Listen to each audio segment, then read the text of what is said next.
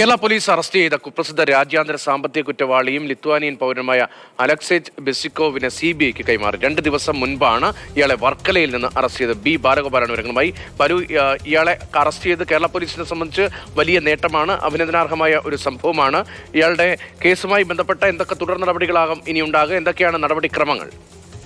Rajisha, ശതകോടികളുടെ crypto currency തട്ടിപ്പ് കേസിൽ Interpol നോട്ടീസുള്ള Lithuanian പൗരനായ അലക്സേജ് ബെസിക്കോവിനെയാണ് ഇപ്പോൾ CBIക്ക് കേരള പോലീസ് കൈമാറിയിരിക്കുന്നത്. ഡൽഹിയിലെ പട്യാല ഹൗസ് കോടതിയിൽ ഇന്ന് ഈ ഡ്യൂട്ടി മജിസ്ട്രേറ്റിന് മുമ്പാകെ ഈ ലിത്വാനിയൻ പൗരന് കേരള പോലീസിന്റെ പ്രത്യേക സംഘം ഹാജരാക്കിയിരുന്നു. തുടർന്ന് ഈ ഇന്റർപോൾ നോട്ടീസിന്റെ അടിസ്ഥാനത്തിലാണ് ഇന്റർപോളിന്റെ ഇന്ത്യയുടെ നോഡൽ ഏജൻസിയായ CBIക്ക് ഈ ലിത്വാനിയൻ പൗരനായ അലക്സേജ് ബെസിക്കോവിനെ ഈ കൈമാറിയിരിക്കുന്നത്.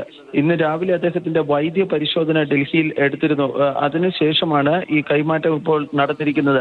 ഇനി ഇന്റർപോൾ നോട്ടീസിന്റെ അടിസ്ഥാനത്തിൽ തുടർ നടപടികൾ സ്വീകരിക്കേണ്ടത് ഈ CBI ആണ്. അതായത് ഏത് രാജ്യത്തിന്റെ ആവശ്യപ്രകാരമാണോ ഇന്റർപോൾ ഈ റെഡ് കോർണർ നോട്ടീസ് അയച്ചത്, ആ രാജ്യത്തിലേക്ക് ഈ ലിത്വാനിയൻ പൗരനെ കൈമാറുന്നതിനുള്ള നടപടികളിലേക്ക് CBI കടക്കുമെന്നാണ് ലഭിക്കുന്ന വിവരം. ഇവിടെ അമേരിക്കയുടെ ആവശ്യപ്രകാരമാണ് ഈ ഇന്റർപോളിന്റെ നോട്ടീസ് ഉണ്ടായിരിക്കുന്നത്. അതുകൊണ്ട് തന്നെ ഈ ഉടൻ തന്നെ, അതായത് വളരെ വൈകാതെ മറ്റ് നടപടിക്രമങ്ങൾ പൂർത്തീകരിച്ചതിന് ശേഷം ഈ ലിത്വാനിയൻ പൗരനെ അമേരിക്കൻ അന്വേഷണ ഏജൻസികൾക്ക് കൈമാറുവാനാണ് സാധ്യത. ഇതിനിടയിൽ ഇന്ത്യയിൽ മറ്റേതെങ്കിലും തരത്തിലുള്ള ഈ കുറ്റകൃത്യങ്ങളിൽ അദ്ദേഹം ഏർപ്പെട്ടിട്ടുണ്ടോ എന്നതിനെ സംബന്ധിച്ചുള്ള പ്രാഥമികമായ പരിശോധനയും CBIയുടെ ഭാഗത്തു നിന്നും ഉണ്ടായി.